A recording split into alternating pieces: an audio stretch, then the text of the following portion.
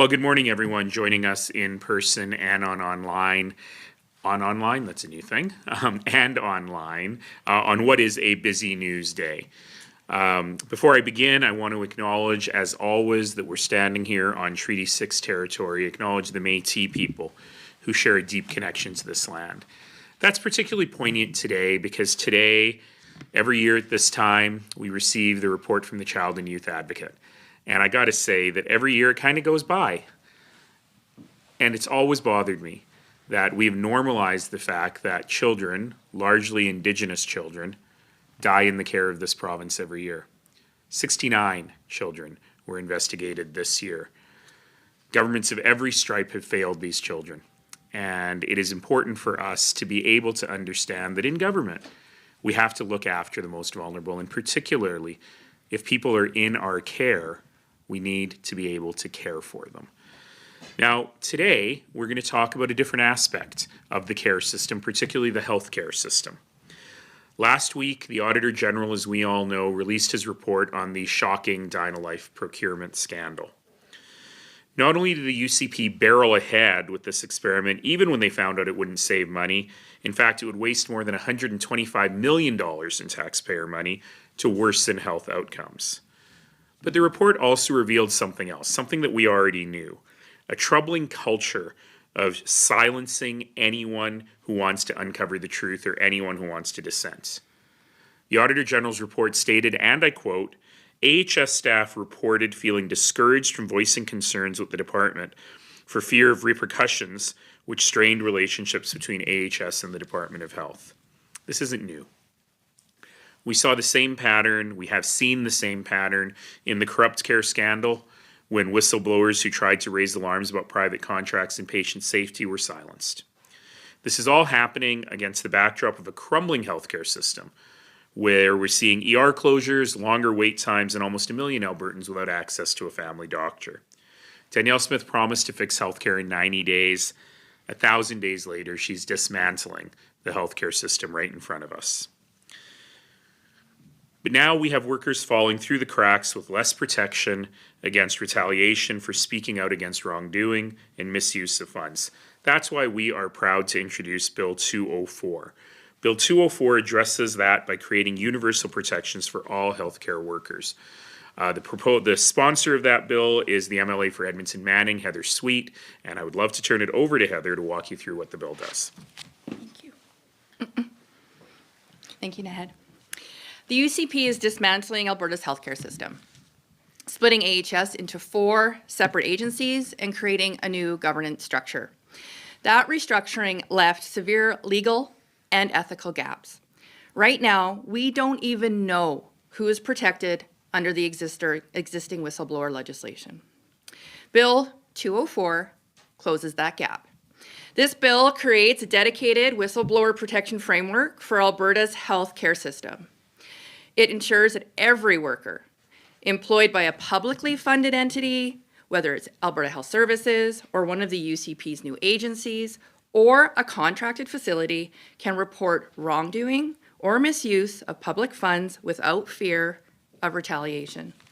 By expanding coverage beyond the current Whistleblower Protection Act, the legislation closes critical gaps left by the UCP's healthcare restructuring and guarantees consistent protections across all publicly funded health organizations.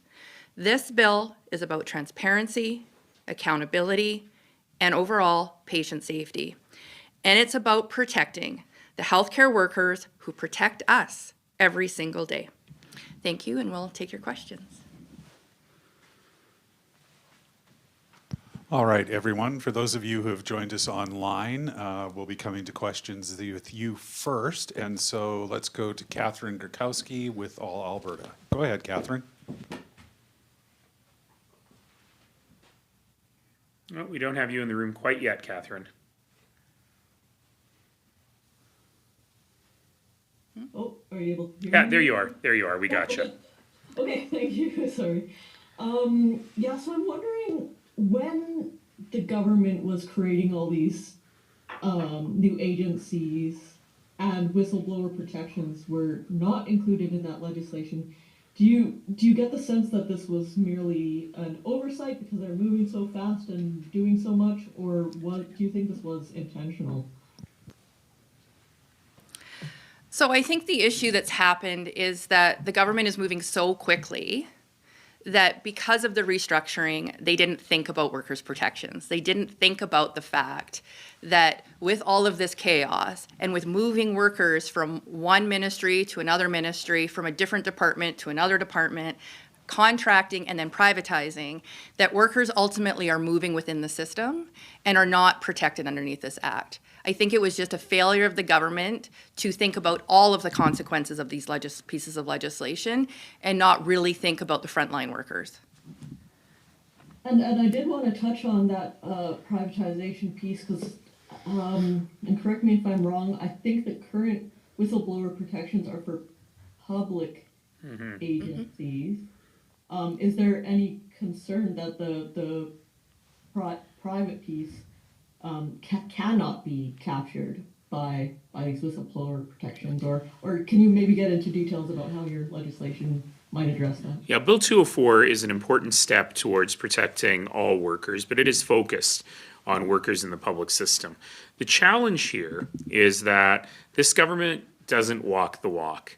You know, they claim that they believe in freedom of expression, but not for people who criticize them or people who might embarrass them. And, you know, I'm a little less charitable than Heather. It's certainly true that they are making up as they go along with the healthcare restructuring, and it's certainly possible they just forgot this part. But whether they forgot it or whether they did it on purpose, the point is that they don't think about things like this. They don't think about protections for workers. They don't think about transparency. It's probably one of the most secretive governments we've ever had in Alberta's history. So when you put all of that together, it creates a very dangerous environment, not just for workers, but for all citizens. Because the things that the workers are blowing the whistle on are things that impact people's health, things that waste taxpayers' money, things that make people less likely to come out with a positive outcome. So, you know, it would be hard for me to understand how the government could oppose this private member's bill if they truly believed in openness, transparency, and protection for workers. Catherine, did you have a follow-up? Oh, I think that was my follow-up, but I would. Kirk's being nice this morning. How generous. I don't think I have one at the moment. All right, Catherine, thank you very much. Seeing no more questions online or in the room, that concludes this morning's news conference. Everybody, Let me just say, I know it's a big news day, and I know that there'll be a lot that people will want comment on, and Kirk will work hard to make sure that we're available on all the other things over the course of the day. So thank you all. Thank you, everyone. Mind how you go.